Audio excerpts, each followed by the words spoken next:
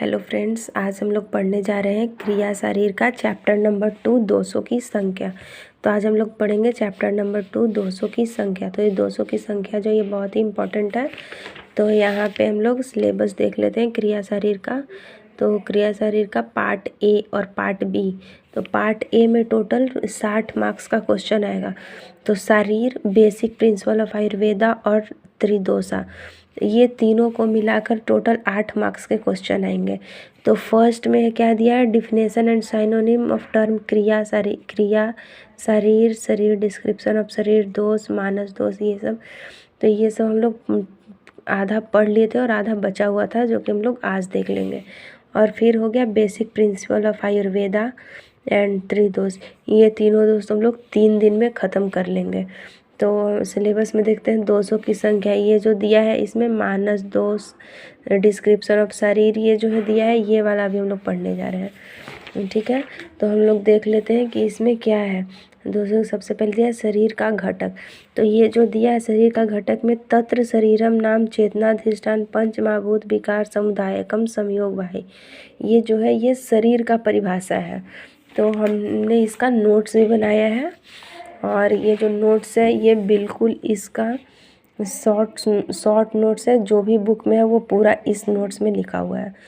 तो यहाँ है शरीर का परिभाषा। तो क्वेश्चन आता है शरीर को परिभाषित करें। तो तत्र शरीरम नाम चेतनाधिष्ठान भूतम पंच महाभूत विकार समुदायकम संयोग वाही। यहाँ पे बता रहे हैं पंच महाभूत के विकार समूह तथा आत्मा के आश्रय भूत को शरीर कहते हैं। शरीर का हिंदी में इसका परिभाषा देखिए। शरीर का परिभाषा हिंदी में दिया है, पंच महाभूतों का विकार समूह हो, आत्मा का वास हो, आंतर एवं बाह्य क्रियाएं सम्यक भाव से बना रहे, वह शरीर है। शरीर में पंच महाभूतों के विकार, त्रिदोष, सप्त धातु, त्रिदोष में फ्रेंड्स आ जाते हैं वात, पित्त, कफ, तीनों दोष को त्रिदोष बोलते हैं। सप्त धातु में हमारी 7 धातुएं आ जाती है, रस, रक्त, मांस, मेद, अस्थि, मज्जा, शुक्र। तथा मल में आ जाते हैं स्वेद, पुरुष, मूत्र के रूप में होते हैं। दोष धातु मल शरीर के मूल कारण है। दोष धातु मल ही शरीर, दोष धातु मल मूलम ही शरीरम। दोष धातु मल ये तीनों ही शरीर के मूल कारण है। मूल मीन्स क्या होता है, जड़। तो जो शरीर को दूषित करे उसे दोष कहते हैं। दोष कौन कौन होता है, 3 दोष, जो कि अभी हम 2 सेकंड पहले बताए थे कि दोष 3 होता है, वात दोष, पित्त दोष और कफ दोष। और फिर यहाँ पे दिया है वायु पित्तम कफश्चेति शरीरो दोषा संग्रह। और फिर एक और दिया है वाग्भट के अनुसार वायु पित्तम कफश्चेति त्रयो दोषा समासता। ये अष्टांग हृदय में वाग्भट जी ने लिखा है और ये चरक संहिता में लिखा हुआ है।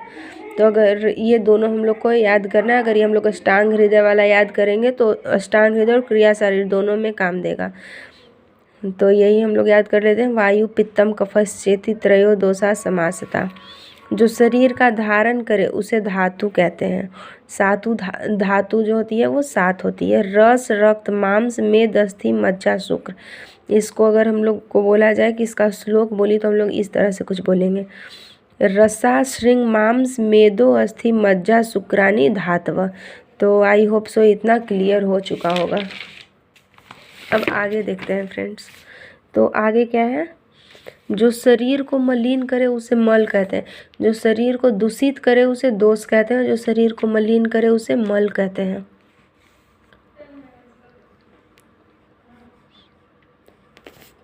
अब आगे क्या है, जो धातु मल शरीर के मूल हैं, मूल जड़ को कहते हैं। मूल किसे बोलते हैं, जड़ को। तो वही बता रहे हैं यहाँ पे कि धातु, मल और दोष ये तीनों जो शरीर के मूल कारण हैं, जिसके बिना उत्पत्ति, स्थिति तथा जीवन न रह सके उसे ही मूल कहते हैं। मूल किसे कहते हैं, मूल का मतलब जड़ होता है। जब जड़ रहेगा तभी तो वो उसका, जैसे वृक्ष अगर उसका जड़ रहेगा तभी तो उसमें ब्रांचेज और लीव्स, फ्रूट्स, फ्लावर्स ये सब निकलेंगे। अगर जड़ ही ना हो तो पेड़ का कोई अस्तित्व ही नहीं रह जाएगा। इसी तरह से दोष, धातु और मल जो है ये शरीर के कार्य, अगर ये नहीं रहेंगे तो हमारा अस्तित्व ही नहीं रहेगा। जो कारणभूत हो उसे मूल कहते हैं। दोष, धातु, मल इन सभी में से किसी एक का भी अभाव हो तो शरीर की स्थिति नहीं रह सकती है। इसलिए दोष, धातु, मल ही शरीर के मूल कारण है। इसमें बताया गया है कि दोष, धातु और मल तीनों जब रहेंगे तभी शरीर का कोई अस्तित्व, अगर वो नहीं रहा तो शरीर का कोई अस्तित्व नहीं है, उसको हम लोग मृत शरीर के नाम से जानने लगते हैं। शरीर क्या है? शरीर दोष वात, पित्त, कफ दोष, रस, रक्त आदि। रस, रक्त आदि मतलब जो सप्त धातुएं हैं उनका यहाँ पे वर्णन किया गया है। तथा मूत्र, पुरुष आदि को मल कहते हैं। ये सब शरीर का धारण करते हैं। और ये जो है ये तो बस यूं ही बकवास है। एक बार रीड कर लेते हैं क्या लिखा है। देवदत्त मात्र कहने से उसका मनुष्यत्व तो प्रकट होता है, उसका कवि होना नहीं। उसी प्रकार दोष आदि का संज्ञा धातु देने से उनका केवल धारणा प्रकट होता है, दूषण करना नहीं। दोषों के दूषण क्रियाओं से सातों धातुएं भी प्रभावित होते हैं। अतः सातों धातुओं को दूष्य कहा गया है। जो धातु हैं वो दूष्य हैं और जो दूषित होता है उसे दूषण कहते हैं। तो आगे देखते हैं यहाँ पे क्या है। शरीर के समस्त क्रियाओं का एक ही उद्देश्य है। वो क्या उद्देश्य है? शरीर को स्वस्थ रखना। शरीर की इन क्रियाओं का ठीक प्रकार से संपन्न न होने का नाम ही व्याधि है।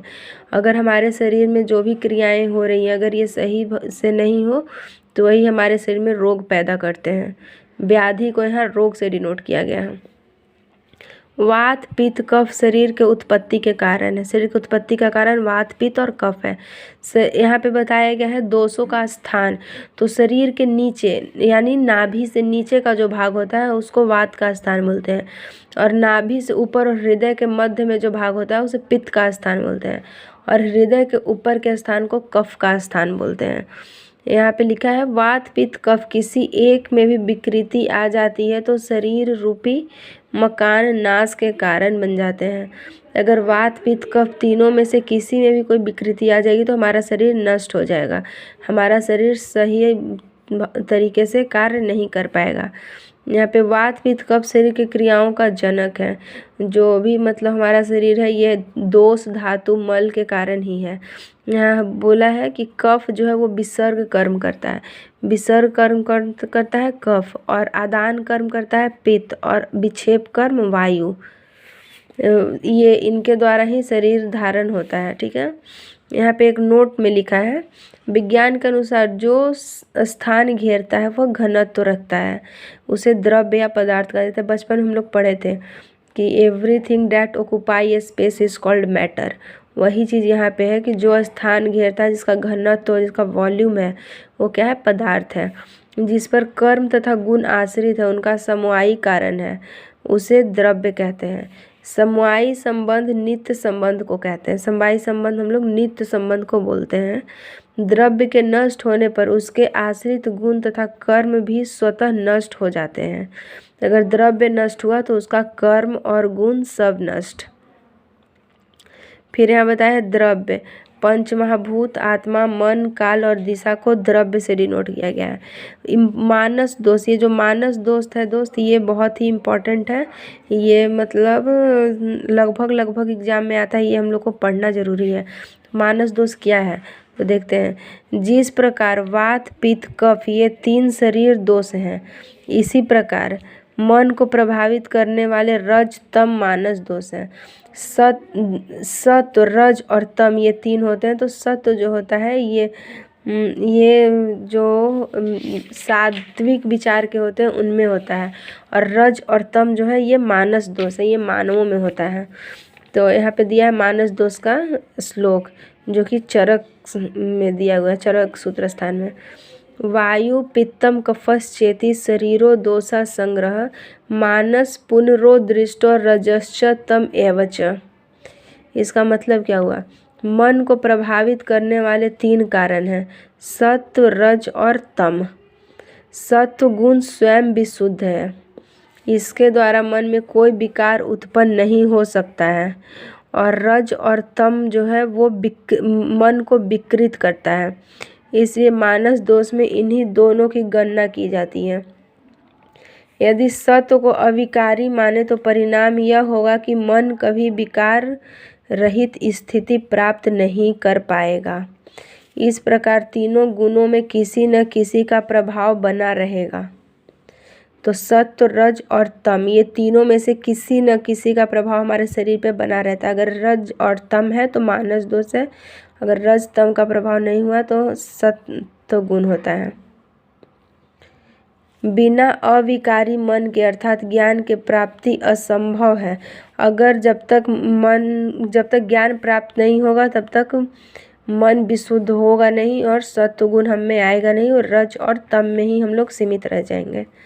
यथार्थ ज्ञान रहित व्यक्ति के लिए मोक्ष आरंभ है, अतः स्वतः गुण के द्वारा मन की विकृति नहीं होती है। मोक्ष का अर्थ है आत्मा को पुनः शरीर धारण करने की आवश्यकता नहीं पड़े। ऐसा उस समय संभव है जब रज और तम गुण का अभाव जाएगा तब। अब आ गया कर्म। कर्म इम्पॉर्टेंट है, बट ये जो लिखा है यूं ही कहानी लिखा हुआ है, एक बार इसको खुद से पढ़ लीजिएगा आप लोग। यहाँ क्या लिखा है? कर्म दो प्रकार के होते हैं। पूर्व जन्म के कर्म को हम लोग बोलते हैं दैव कर्म, और इस जन्म में किए गए कर्म को बोलते हैं पौरुष कर्म। यहाँ लिखा है पूर्व जन्म के कर्म का फल शेष भोगना रहता है तो उत्तर जन्मों में उसे अवश्य भोगना पड़ता है। वही बता रहा है कि अगर पूर्व जन्म में जो हम लोग कर्म किए अगर उसका भोग हम लोग को मिल चुका है, अगर कुछ बचा हुआ है तो हम लोग को इस जन्म में वो उसका भोग करना पड़ता है। रज गुण और तम गुण का मन पर प्रभाव नहीं पड़ने दिया जाए तो सत्व गुण का प्रभाव मन पर पड़ता है।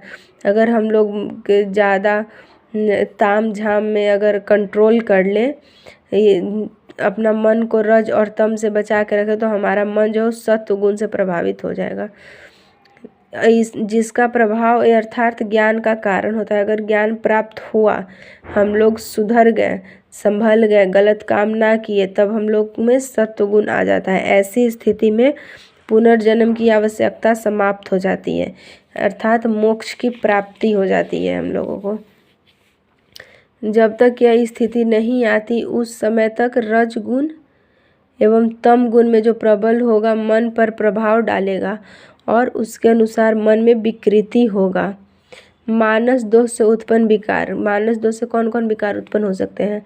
काम, क्रोध, लोभ, मोह, ईर्ष्या, अहंकार, अभिमान, शोक, चित्तग्लानि, भय, हर्ष आदि।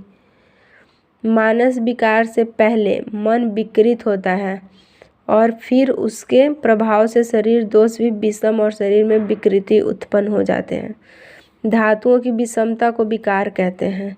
अगर धातु विषम अवस्था में है, घटा बढ़ा हुआ है, तो विकार उत्पन्न हो जाएगा। धातुओं की समता को आरोग्य कहते हैं। धातु अगर सम अवस्था में है तो हमारा शरीर निरोगी होता है, आरोग्य उसको बोलते हैं। आरोग्य का नाम सुख है और विकार का नाम दुख है।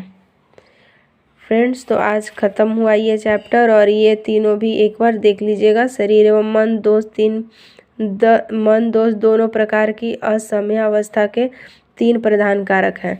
कौन कौन? असात्म इंद्रियार्थ संयोग, प्रज्ञा अपराध, और हो गया परिणाम। तो ये तीनों भी देख लीजिएगा। तो आज ये चैप्टर नंबर 2 हो गया हमारा कंप्लीट।